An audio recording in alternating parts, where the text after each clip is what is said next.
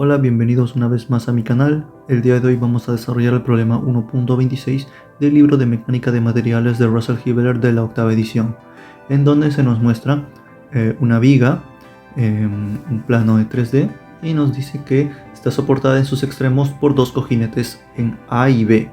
Por lo tanto, algo que habíamos mencionado ejercicios atrás es que para cuando está soportado en un cojinete no van a existir cargas de momento, solamente de fuerzas, directamente porque la viga gira libremente, así que los momentos se descartan. Por otra parte, nos dice que actúan fuerzas de 300 Newton y 500 Newton sobre poleas, pero estas poleas no nos dan de datos sus radios, así que podemos asumir que son despreciables y por lo tanto, ya que ambas fuerzas están en la misma dirección y con la misma magnitud, pues simplemente lo podemos representar como una sola fuerza. En este caso, para la fuerza de la primera polea, que yo le he llamado en el punto D, tienen dos fuerzas de 300 Newton en la dirección de las Z negativas, por lo tanto la suma sería menos 600 Newton. Y para la segunda polea, que está en el punto E, tiene dos fuerzas de 500 Newton en la dirección de las X positivas, por lo tanto la suma sería de 1000 Newton. Y no es negativa ya que va en la dirección con el eje X. Bueno, y finalmente lo que nos piden, determinar las cargas internas resultantes que actúan sobre la sección transversal ubicada en el punto C, que yo le he puesto aquí. El punto C, ya saben que según el problema, está entre la primera polea, o sea el punto D, y la segunda, que es en el punto E. Muy bien, y un dato adicional finalmente es que los cojinetes en A y B solo ejercen componentes de fuerza X y Z sobre el eje. Por lo tanto,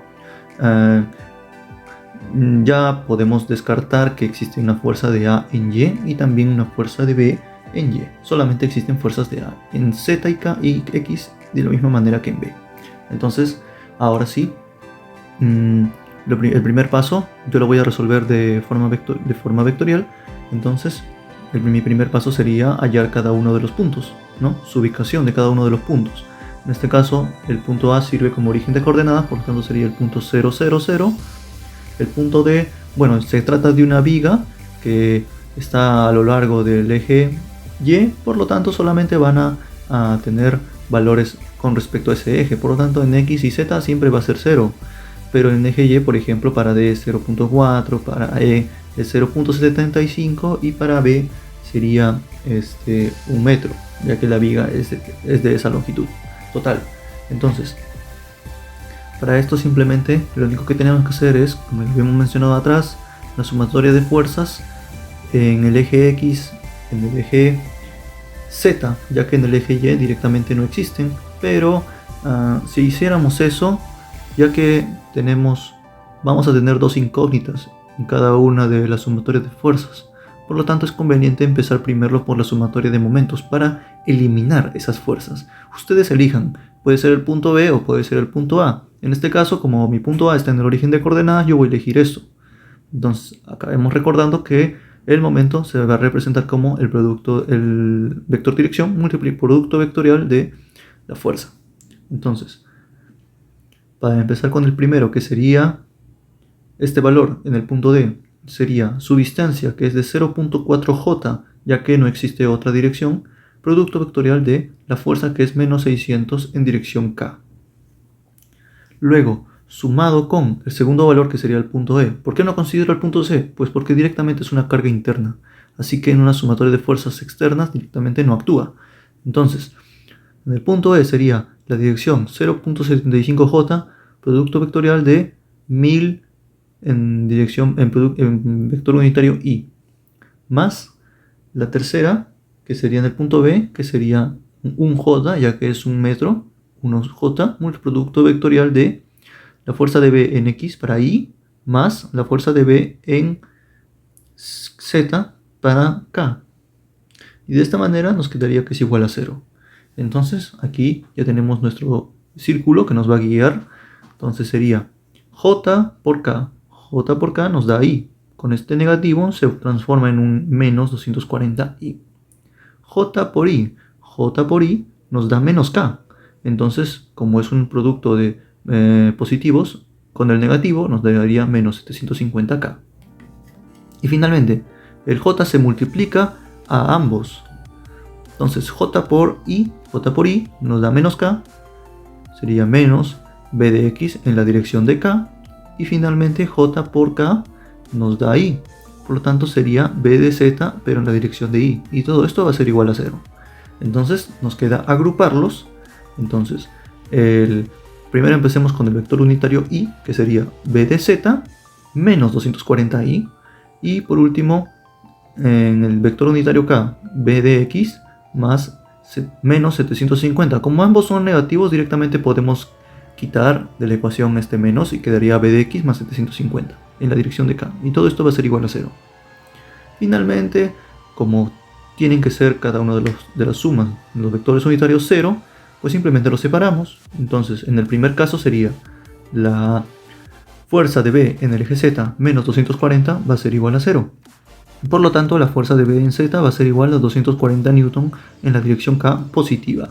Y finalmente, la fuerza de b en x más 750 va a ser igual a 0. Por lo tanto, b de x va a ser igual a menos 750 Newton. ¿Qué nos quieren decir estos valores? Pues que la fuerza de b en el eje z es correcta. Sin embargo, para x no sería de esta manera, sino sería así. Sería de esta forma. Ok. Que se puede ver a continuación. Así es como debería de ser. Entonces, una vez obtenidas estas fuerzas, ahora sí podemos hallar nuestras cargas internas en C. ¿Por qué? Porque ahora hay que tomar una sección. En este caso yo voy a tomar la sección CB, ya que he hallado las cargas internas. Entonces, ¿pero no te faltan los momentos? Por supuesto que no, ya que en B existe un cojinete y como habíamos mencionado antes, la viga gira libremente aquí y por lo tanto no tendría momentos, ni flector ni torsor. Entonces, ahora sí, la sección CB. Entonces, entre C y B está la polea E, por lo tanto sigue representando ese 1000 Newton en la dirección del eje X, y como no tenemos ni idea de lo que va a haber en C, pues se asume todo directamente, ¿no? Es que existen fuerzas en X, en Y, en Z, también existen momentos que después vamos a ver que se van a descartar, ¿no? Entonces empezamos. La fuerza sumatoria de fuerzas en el eje X va a ser igual a 0. Entonces la única fuerza en X que podemos observar, aquí está el plano por si acaso, si es que no lo he puesto aquí, disculpen.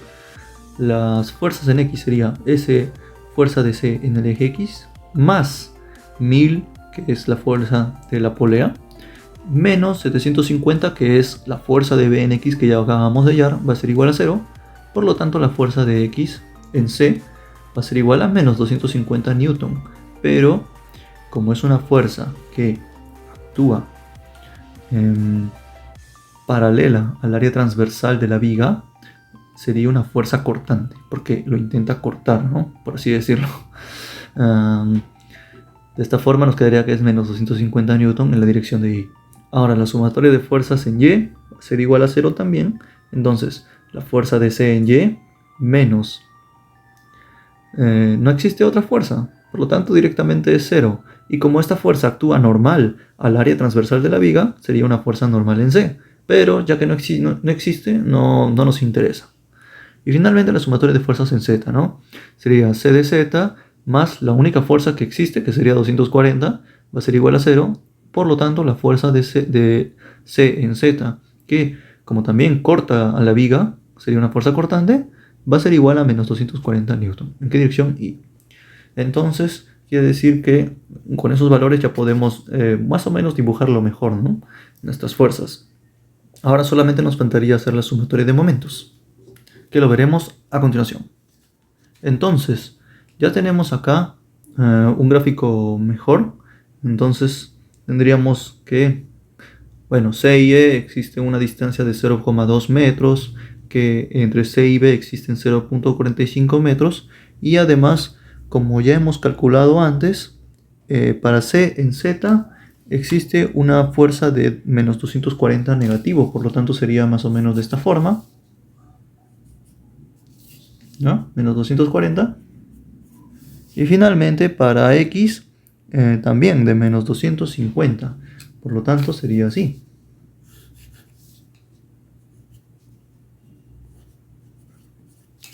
De esta forma más o menos quedaría, pero no nos interesará porque vamos a hacer la sumatoria de momentos con respecto a C. Y como cada una de estas fuerzas pasa por ese punto, es obvio que no van a tener momentos, se van a anular. Entonces, la sumatoria de fuerzas en C va a ser igual, ya habíamos mencionado antes, el producto vectorial del vector distancia por la fuerza. Entonces empecemos con el primero, que sería el punto E, que su distancia es 0.2. ¿En qué dirección? Pues en la dirección Y, por lo tanto sería J. 0.2 J, producto vectorial de 1000 Newton, positivo en el eje X, por lo tanto sería 1000I. Más el segundo caso, que es 0.45 J, multiplicado por la primera fuerza en X, que es negativa, menos 750I, más 240 en K, ya que es la dirección en Z, más la sumatoria de momentos en C, va a ser igual a 0. De esta forma, J por I nos da menos K, sería negativo, menos 200K. J por I nos da otra vez menos K, pero con este negativo se transforma en positivo, que sería más 337.5K, más J por K nos va a dar I, y como son positivos, sería el resultado también es positivo, 108I, más el momento de C en X, que esto se puede, ¿no? Es igual al momento de C en X, momento de C en Y y momento de C en Z. Y todo esto va a ser 0. Ahora solamente nos queda agruparlos. Entonces, el momento de C en X, buscamos otro con Y y sería 108. Después, el momento de C en Y, buscamos. No existe otro momento en J, por lo tanto este se queda alone. Y finalmente el momento de C en Z, buscamos. Y sí, sería la diferencia, ¿no? De 337.5 menos 200, que nos daría 137.5 en K.